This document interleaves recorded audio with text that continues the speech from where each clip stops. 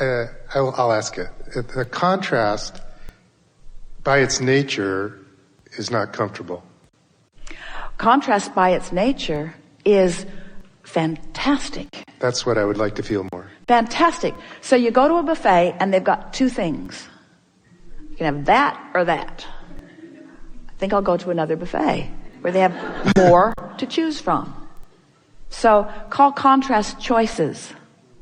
Call it variety rather than contrast. It's variety. Because the only thing that makes contrast feel bad is your poor choice. I'm not getting that. Could you elaborate a little bit?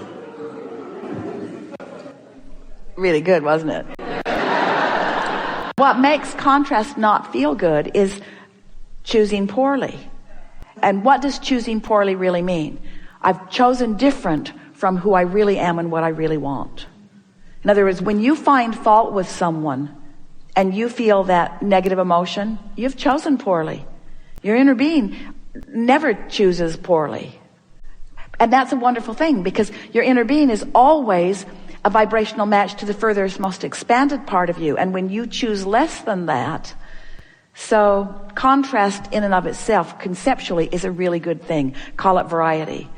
But diverging from my furthest, most expanded beingness doesn't feel good. So don't call it contrast that doesn't feel good. It's choosing a vibration that doesn't allow the fullness of who I am that doesn't feel good. What's going to happen to you?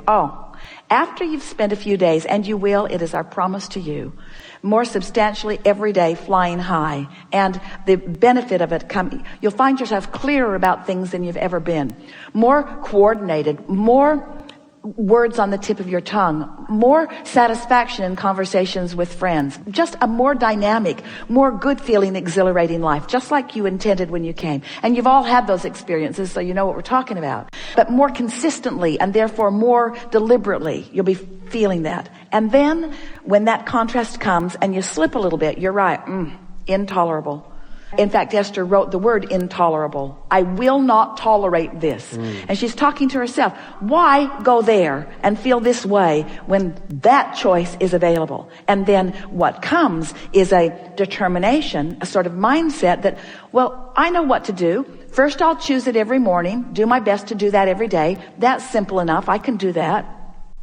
And then I'll be aware of how I feel, how I'm feeling. And if I catch myself moving down a train of thought that doesn't feel so good, then I'll draw it back from it and focus somewhere else. And I'll just pay attention. Once you are solidly feeling good, then when variety comes, it doesn't knock you off your disc. It's variety in the way that you meant it to be. It's choices again.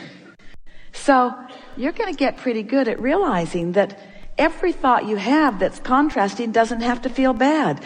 It can be clarifying. In other words, sometimes in your most aligned state, something else comes into it because it is the same subject. And even though there's resistance in that subject, this is the time for you to lay new pipes about it. You see what we're getting at?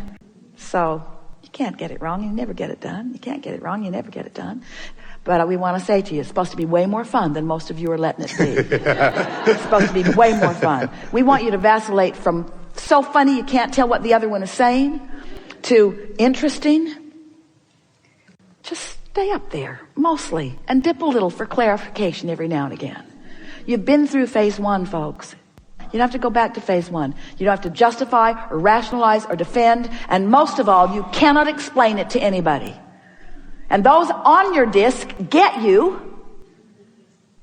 So if you're on the ONRI disc and they're getting you, then what's to talk about anyway? They got you so much, they're there with you. Having the experience with you. That's why you're complaining together. So then Esther began trying to discover the distinction. What's the distinction between complaining and making a request? And we say, big distinction, isn't it? Complaining about something is far different than making a request of the universe. You can stay on your high-flying disc while you're requesting, but you got 17 seconds to decide if it's a request or a complaint. And you can tell by the way it feels, by where it goes next. This was really a good discussion. I agree. Yeah.